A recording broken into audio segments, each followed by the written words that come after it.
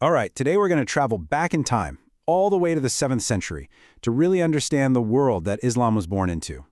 And let me tell you, this wasn't some empty stage. It was a world buzzing with the legacies of ancient empires, tangled politics, and incredibly deep cultures. So let's dive in and explore the very foundations that a new world was built on.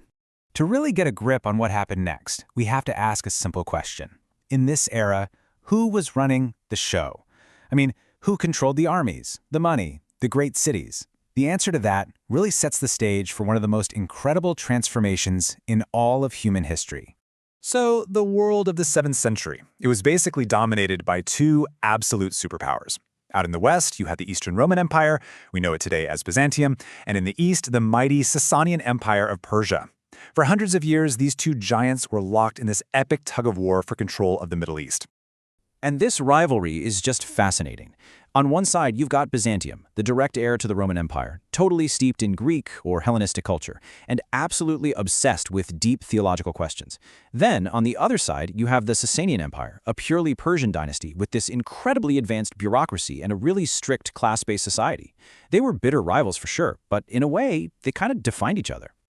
Let's zoom in on Byzantium for a second.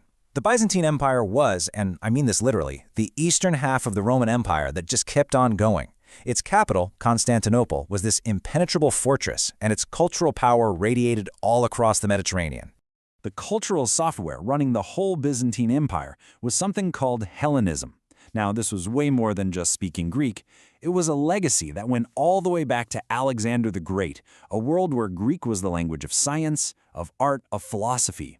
You had these amazing cultural hubs like Alexandria in Egypt and Antioch in Anatolia that were just beacons of this Hellenistic world.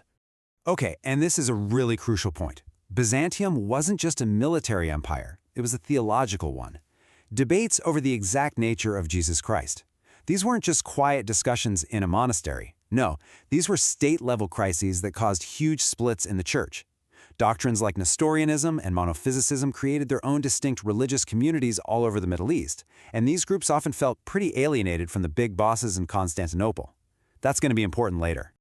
So let's turn our attention to the other giant on the board, the Sasanian Empire. Based in what's now Iran and Iraq, the Sasanians came from a totally different tradition of how to run a state, but it was just as sophisticated. They saw themselves as the heirs to the ancient Persian empires. And the Sasanian state was just a marvel of organization. At the very top, you had the King of Kings.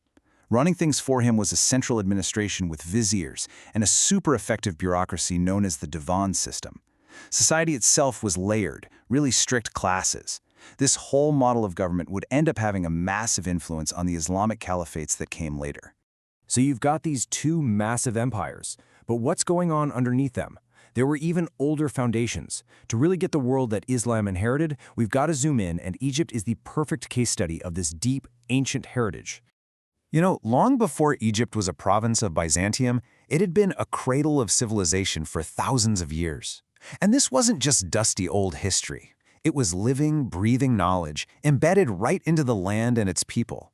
It was an incredible scientific and economic legacy, just waiting. Just think about the sheer wealth of knowledge that was there. Mathematics, developed from the simple need to measure the Nile's floods. Geometry, perfected by building the pyramids. Astronomy, used to create their solar calendar. You had advanced engineering, trade routes connecting continents, and critical technologies like papyrus. This was the rich, fertile soil that new seeds were about to be planted in. And into this world, this stage filled with ancient empires and deep-rooted cultures, a new and transformative power arrives right out of the Arabian Peninsula. This is the moment when the entire world map starts to get redrawn. I mean, just look at this map. It's staggering. In an incredibly short amount of time, the early Islamic conquests just swept across huge territories that belonged to the Byzantines and completely overran the entire Sasanian Empire. This wasn't a minor change. This was a full-blown geopolitical earthquake. And this timeline here shows you exactly how it happened. It starts with the foundation built by the Prophet Muhammad in Arabia. Then, under the first caliphs, the expansion just explodes, conquering the heartlands of the Middle East. And it doesn't stop there. Under the Umayyad dynasty, that momentum carries armies all the way to Spain in the west and the borders of India in the east. It's just unbelievable.